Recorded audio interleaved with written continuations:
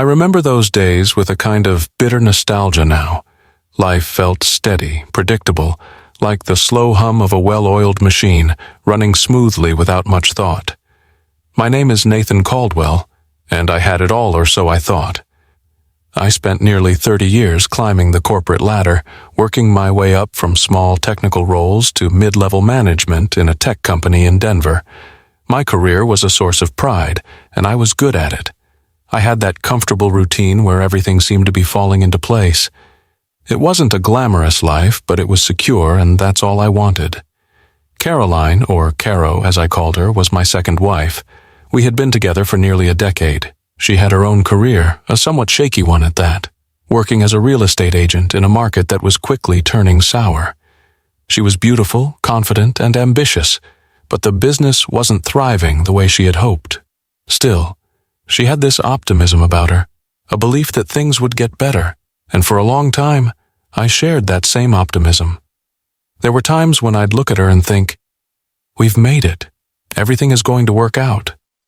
We lived in a nice home in a quiet neighborhood, nothing extravagant, but it felt right for us.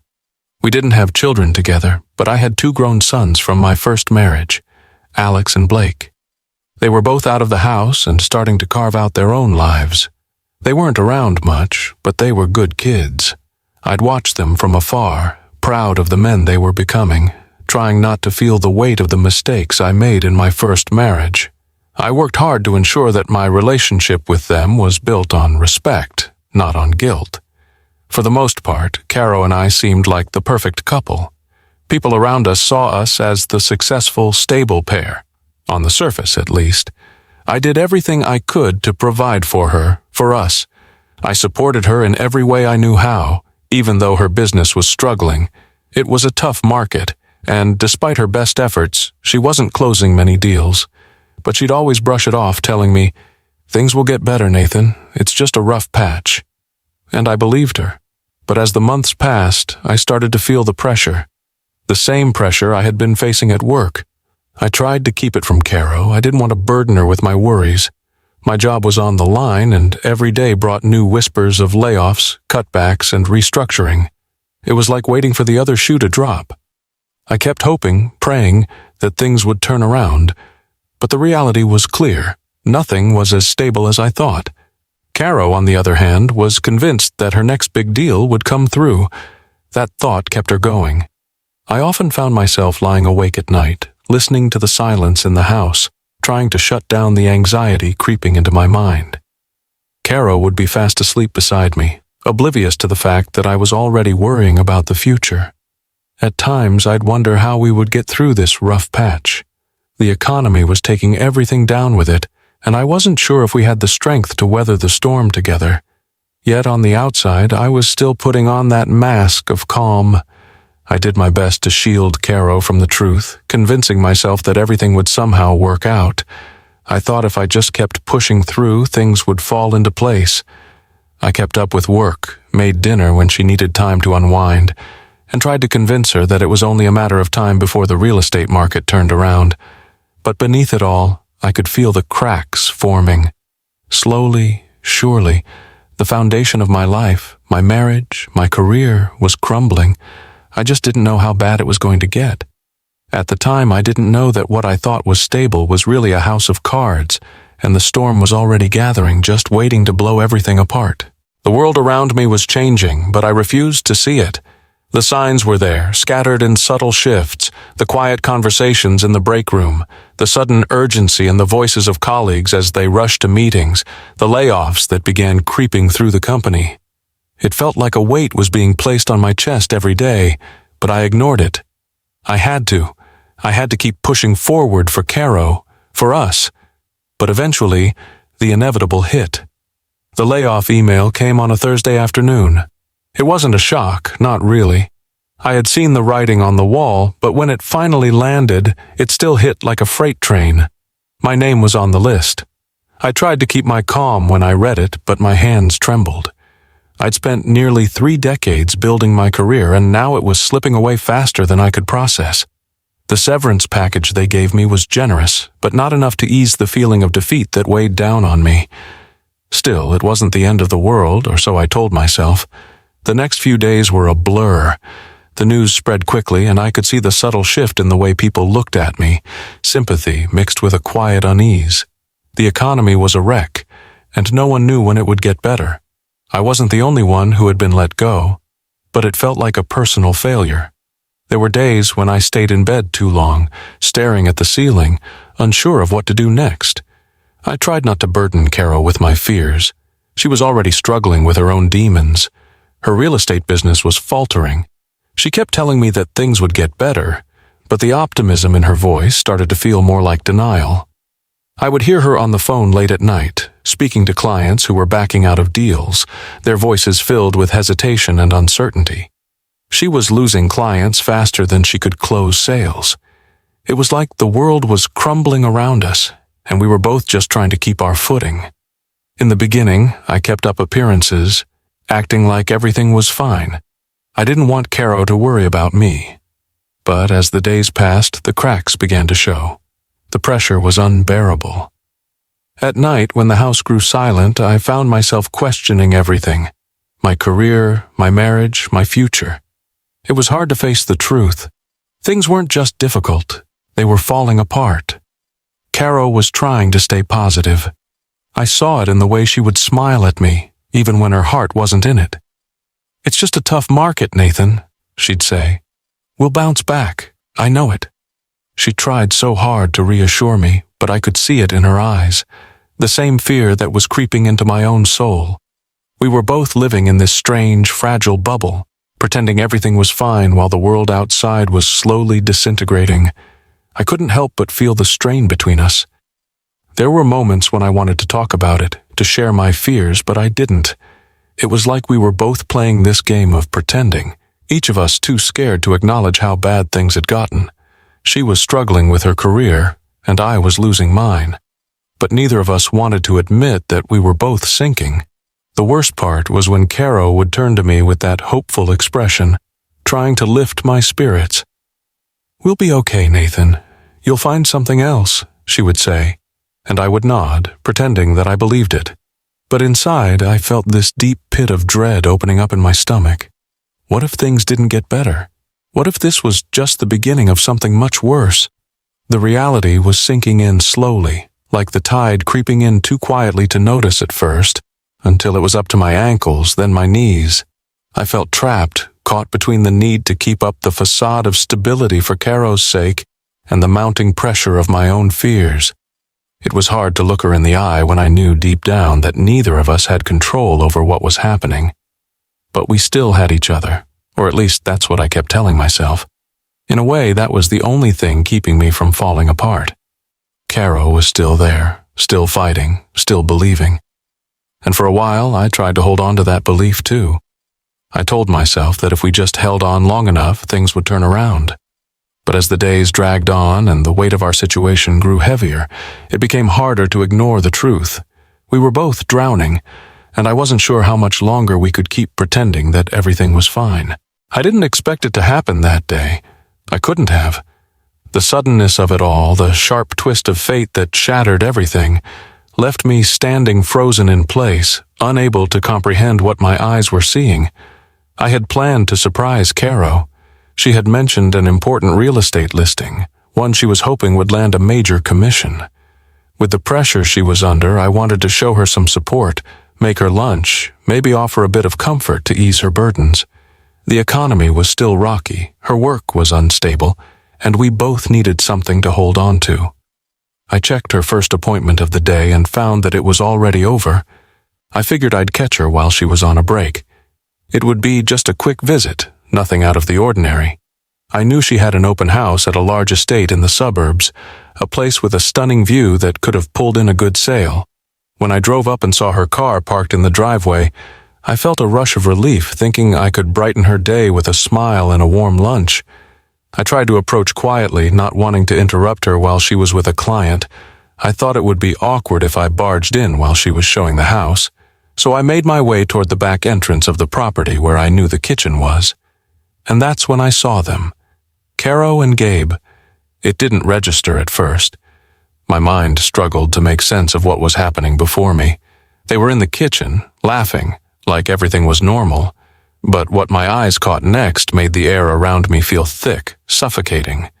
Caro, my wife, was kneeling on the floor in front of him. Gabe, her friend, stood there with his pants down, laughing. I couldn't breathe. I stood motionless, staring as if I was watching someone else's life, someone else's heartbreak. They didn't even notice me at first. The sound of their laughter was distant, almost surreal, as though it were happening in some other world. My heart hammered in my chest as I pulled out my phone, trembling, instinctively starting to record. I didn't know what to do with what I was seeing, but something inside of me knew I had to capture it. I needed proof, something tangible to make sense of the madness unfolding before me. It felt like time stopped, the world narrowing down to that moment. It wasn't the shock of seeing Caro betray me that hit first. It was the crushing realization that the person I had trusted most in the world was laughing with another man, her smile wide, like nothing mattered.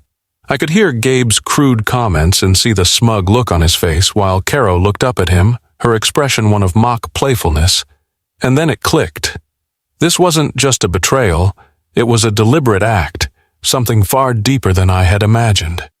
Caro had crossed a line with Gabe, and now they were reveling in it, as if they had nothing to hide. I could barely contain my anger. My hands were shaking, my body tense with rage. I thought about rushing in, confronting them right there, but something stopped me. Maybe it was the realization that reacting in that moment wouldn't solve anything. It would only escalate the chaos. So, I held back. I couldn't lose control. I slowly backed away from the door, careful not to make a sound. I couldn't trust myself not to lash out, not to break down in front of them. I stepped into the garden, trying to calm myself, trying to think clearly. But nothing made sense. I stayed in the garden for a while, silently wrestling with myself. My emotions were all over the place. Disbelief, anger, hurt, shame. And then, the rage set in. It burned through me like a wildfire. The betrayal cut so deep, so violently that I could feel it physically like a wound opening up in my chest. The last few years of my life, my marriage, felt like a lie. When I walked back into the house, Caro was in the living room, still oblivious. She wasn't even trying to act normal. It was as if she knew nothing had changed. But I knew. I knew everything. My phone was still in my hand, the video evidence a silent reminder of the world I was about to crash into. "Caro," I said, my voice steady, more composed than I felt. She turned to me, surprised to see me standing there. There was a moment of confusion on her face, then guilt flickered behind her eyes, too quickly to hide. "What are you doing here?" she asked, clearly flustered. I didn't answer right away. Instead, I walked toward her, my steps deliberate. I couldn't look at her, not the way I had before. I couldn't pretend I didn't know what she had done. "I saw you," I said, the words coming out in a low, strained tone. She looked at me, panic starting to creep into her features. Her mouth opened, but no words came out. It wasn't just that she was caught. It was the realization that I wasn't going to let this slide. The anger I had been holding back boiled over. I reached into my pocket and pulled out the phone. I showed her the video. Her face turned pale as she saw the undeniable proof. "You have no idea how much you've destroyed," I whispered. It was like I was seeing her for the first time. The woman I had loved, the woman I had trusted, was a stranger now. I don't know how much time passed after I showed Caro the video. It felt like hours, though I'm sure it was only minutes. I stood there staring at her, my heart pounding in my chest, the weight of everything sinking in with every passing second. Her face shifted from shock to guilt to something deeper, something that looked like fear. But it wasn't just fear of being caught. No, it was fear of losing me. She opened her mouth to speak, but nothing came out. I wasn't sure what she could say. What words could possibly justify this?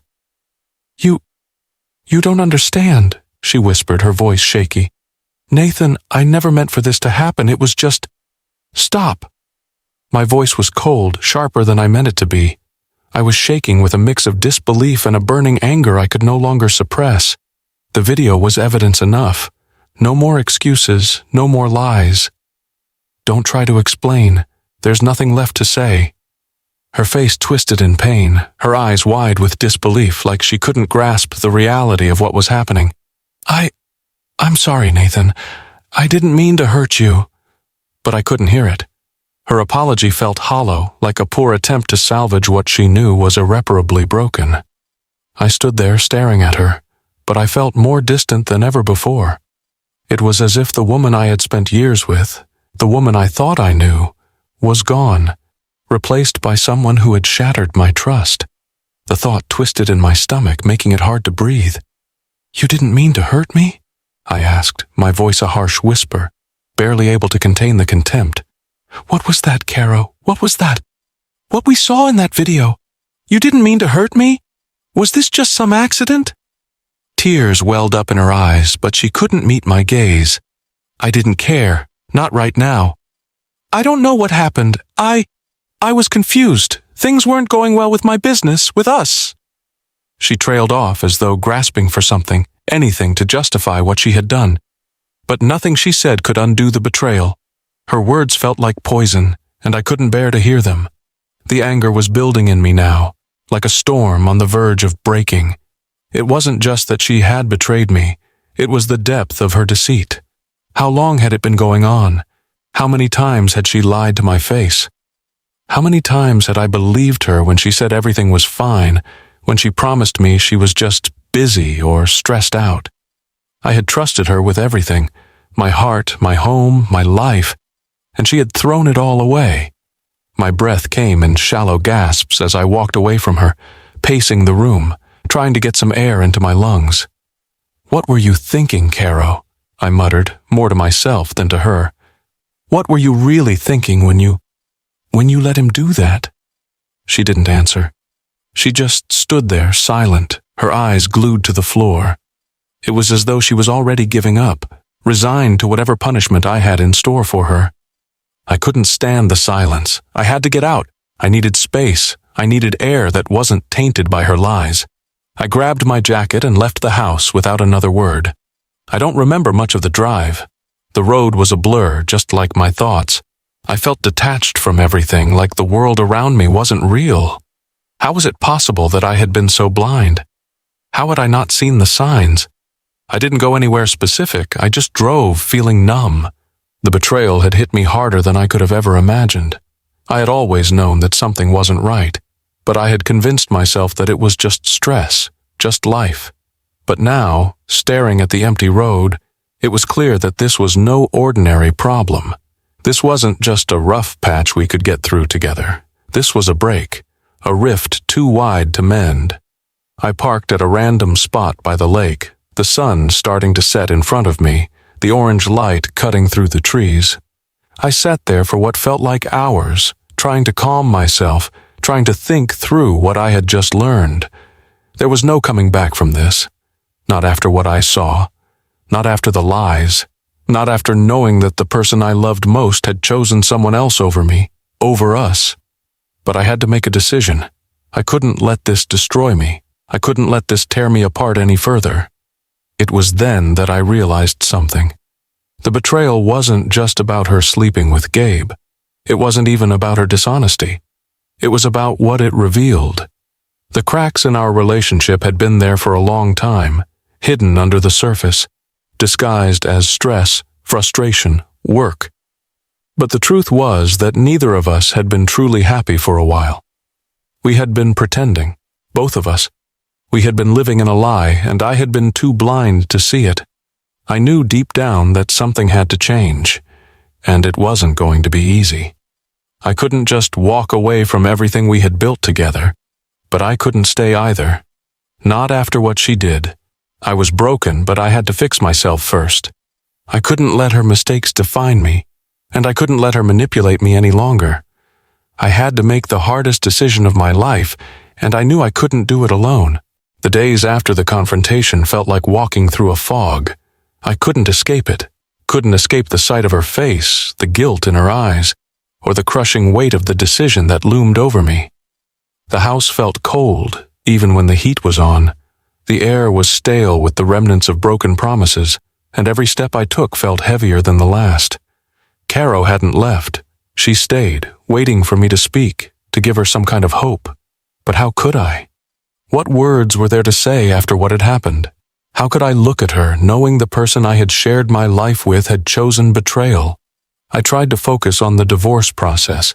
My lawyer told me that in a state like this, where infidelity was a factor, I could fight for everything: assets, property, even alimony.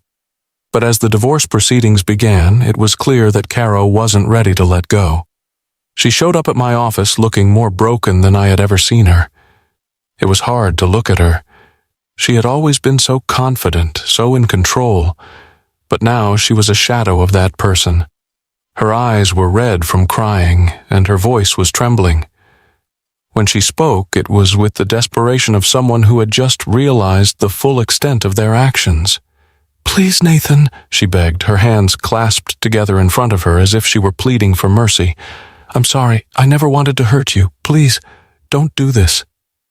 I had heard the apologies before, during our arguments, after small betrayals, but this was different.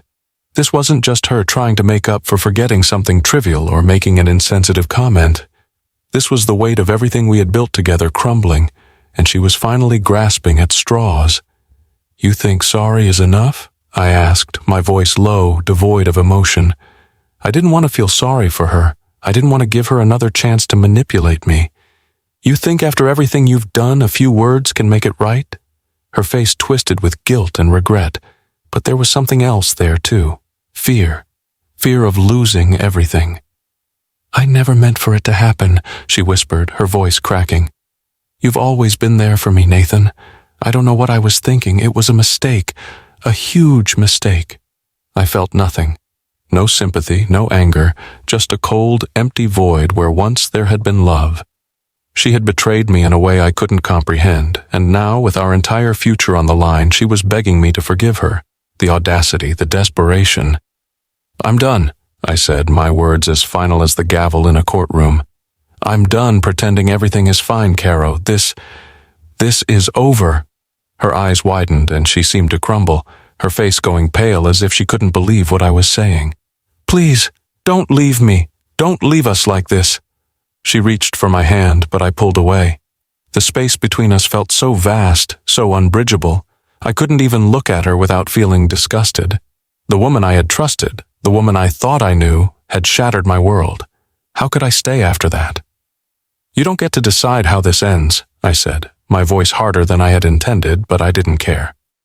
"You made that decision the moment you betrayed me. You made it the moment you chose Gabe over me." I could see the way her face dropped, how the weight of her guilt pressed down on her like a physical burden. For a second, I almost felt bad for her. Almost. But then the anger surged back again. How dare she try to act like the victim here? The divorce process wasn't easy. Caro fought me on everything. She didn't want to lose the house, the cars, the lifestyle we had. She wanted to keep everything that was comfortable, everything that I had helped provide. But I couldn't let her manipulate me anymore. She had burned that bridge, and I had to make sure she knew it. I went through the motions, negotiating with her lawyer, sitting through endless meetings, all the while knowing that the moment she had crossed the line with Gabe, there was no coming back. It was as if a door had slammed shut, and I was standing on the other side of it, staring at a life I no longer recognized. Finally, when the settlement agreement was nearly finalized, Caro sent me a letter. It was long, filled with apologies and explanations, but I couldn't bring myself to read all of it. The first few lines, her begging for forgiveness, her admitting she had made a terrible mistake, sounded rehearsed. I crumpled the letter and threw it in the trash. I didn't need her words. I didn't need any more of her false promises. What I needed now was peace, and that peace would only come when I was free from her. But the hardest part came when I saw her one last time, in the final meeting to sign the divorce papers. She looked so small, so broken, like someone who had just realized that everything she had worked for was slipping through her fingers. "Please," she whispered, her voice barely audible. "I'm sorry, Nathan. I was wrong. I wish I could take it all back." There was a moment of silence between us. I looked at her, and for a split second I saw the woman I had loved. But then it vanished, replaced by the harsh reality of everything she had done. "No," I said quietly, my voice steady. "You can't take it back, and neither can I." I signed the papers, and just like that, it was over. The first few weeks after the divorce felt like I was drowning in silence. My house, which once echoed with laughter and conversation, now felt like an empty shell, hollow and unrecognizable. Caro was gone, and while I had never truly realized how much I had depended on her presence, the absence was deafening. My life, everything I had built, had suddenly crumbled beneath me, and all that was left was the wreckage. I had no choice but to pick up the pieces. The first step was the hardest, getting out of bed, stepping out of the house. It was a struggle. It felt like there was a weight pressing down on me, keeping me trapped in the past. But eventually, I forced myself to move forward. I couldn't stay stuck, even though it would have been easier to wallow in the pain.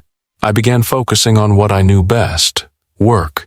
After my career in tech had been unceremoniously taken from me, I knew I had to reinvent myself. I had to take the skills I had accumulated over the years and channel them into something new. But the question remained, what was that something going to be? I had always been good with business, strategy, and logistics, but I'd never really given much thought to starting my own company. However, with the recent emotional wreckage behind me, I felt an urge to create something from scratch, to prove to myself that I could still build something real, something that could stand on its own. I remembered a conversation I had with an old friend from college, Gail. She had always been the creative one, the risk-taker who never hesitated to follow her instincts. She had been struggling to make her mark in the fashion world, but it was clear she had talent. Her idea was brilliant. A fashion brand that was bold, unapologetic, something that people would remember. She wanted to call it redneck chic, a playful but edgy take on modern American fashion. It wasn't my usual world, but I had the business acumen to help bring it to life. And so the seed was planted. We got to work right away, blending my experience in business and marketing with Gail's creativity. I dove into the numbers, figuring out how much capital we would need, how to source materials, where we could find a market. Meanwhile, Gail worked tirelessly on designs, t-shirts, hats, and quirky logos, like the iconic Air Raccoon that we both loved. It was ridiculous, and yet it felt fresh. It felt like something that would stand out in a saturated market. For the first time in a long while, I felt the thrill of building something. But the road wasn't easy. There were moments when I doubted myself. Every time we faced a setback, a deal falling through, a shipment delayed, I could hear the voices in my head telling me to quit. But I wouldn't. I couldn't. I had nothing left to lose, and I wasn't going to back down.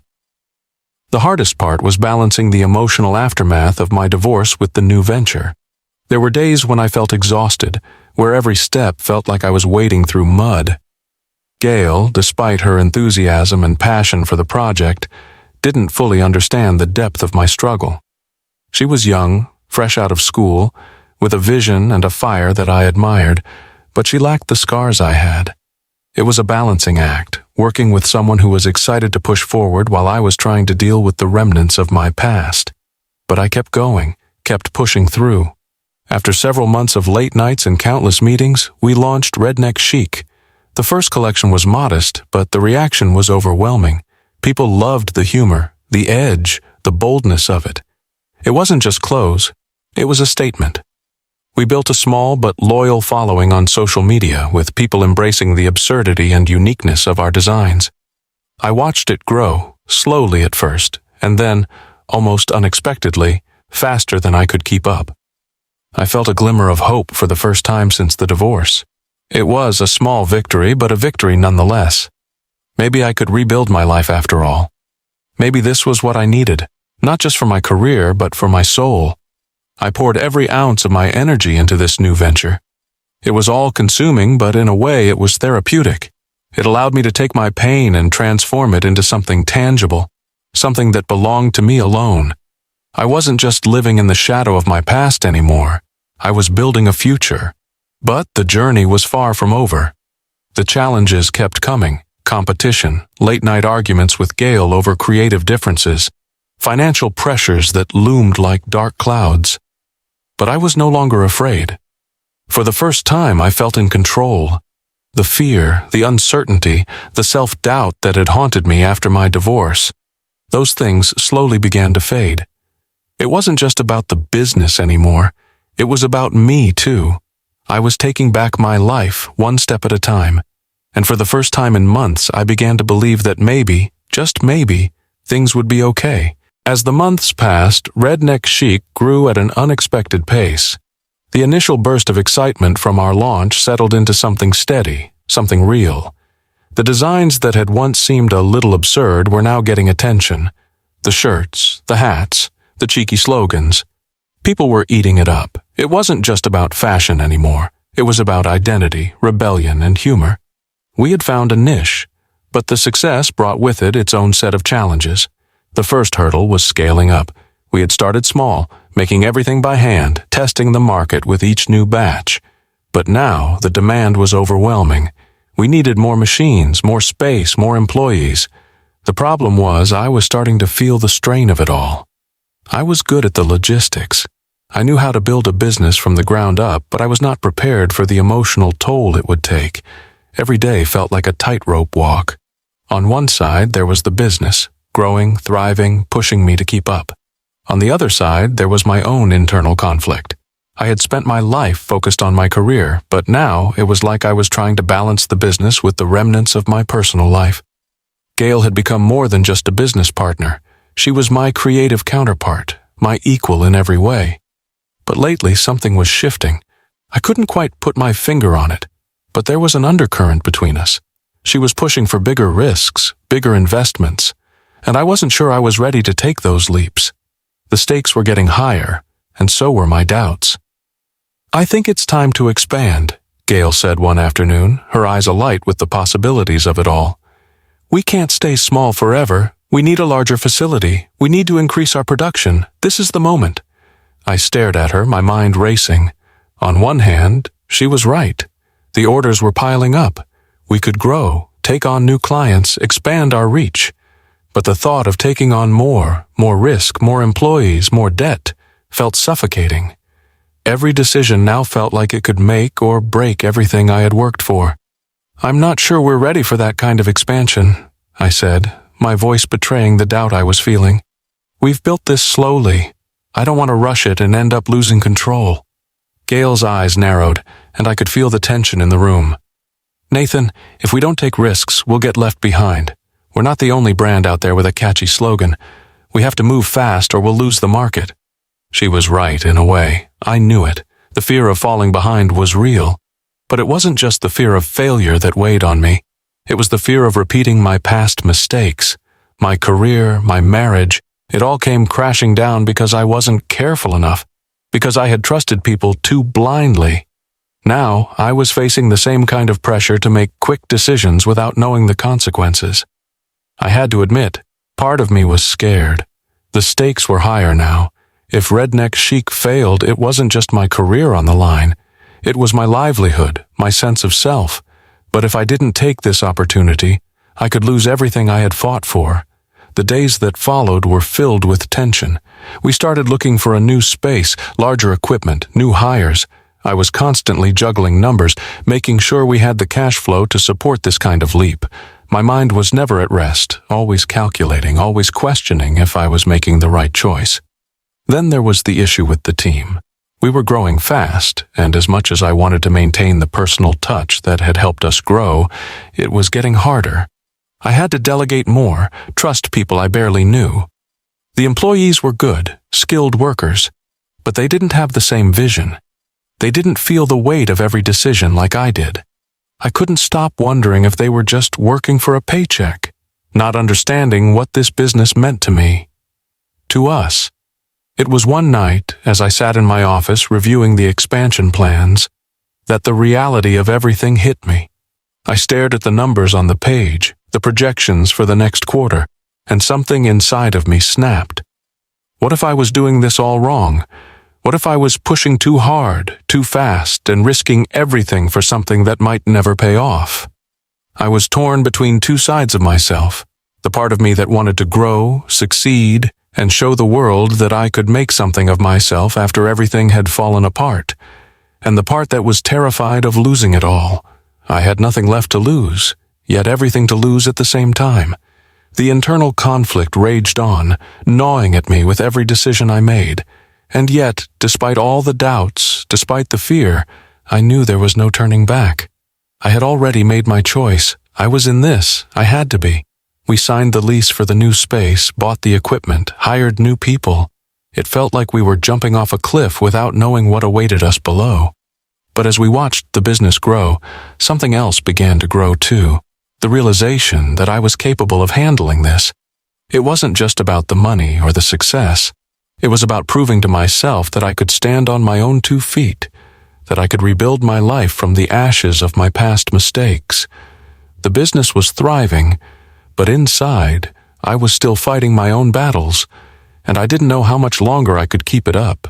It wasn't easy to let go of the life I had shared with Caro. Even now, after the divorce was finalized and the business was growing, there were moments when the weight of the past would catch me off guard. There were nights when I'd find myself staring at the ceiling, lost in thoughts of what could have been. I'd ask myself how I had ended up here, on my own, building something new, yet still haunted by the echoes of the life I had lost. But as time passed, something shifted within me.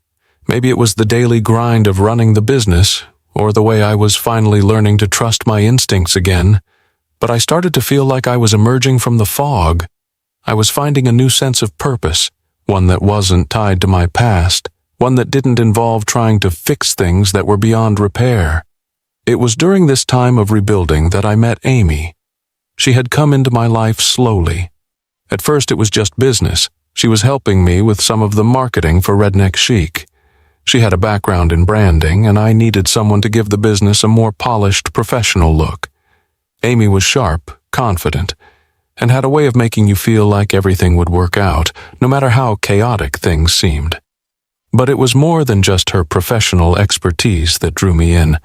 There was something about her, something I hadn't realized I was missing. When we worked together, there was a spark, a natural chemistry that went beyond the business. She had a calmness about her, a quiet strength that was impossible to ignore. And as we spent more time together, I started to notice the little things, how she would listen so intently when I spoke, the way she laughed at my stupid jokes, how comfortable I felt around her. I wasn't sure at first if I was ready for anything serious. My heart had been broken, shattered, and I wasn't sure I could go through that again. I had convinced myself that love wasn't something I needed anymore, that I could be content with my work and my own company. But Amy changed that. She made me question everything I thought I knew about myself. It wasn't immediate. It wasn't some grand, dramatic moment of realization. But one night, as we worked late together in the office, she looked up from her laptop and our eyes met. There was no need for words. In that moment I knew that I was ready to take a chance again, ready to let someone in. "I'm not perfect, Nathan," she said softly, as if reading my mind. "I'm not asking for you to fix me. I'm just here, if you want me." It was as if a weight had been lifted from my shoulders.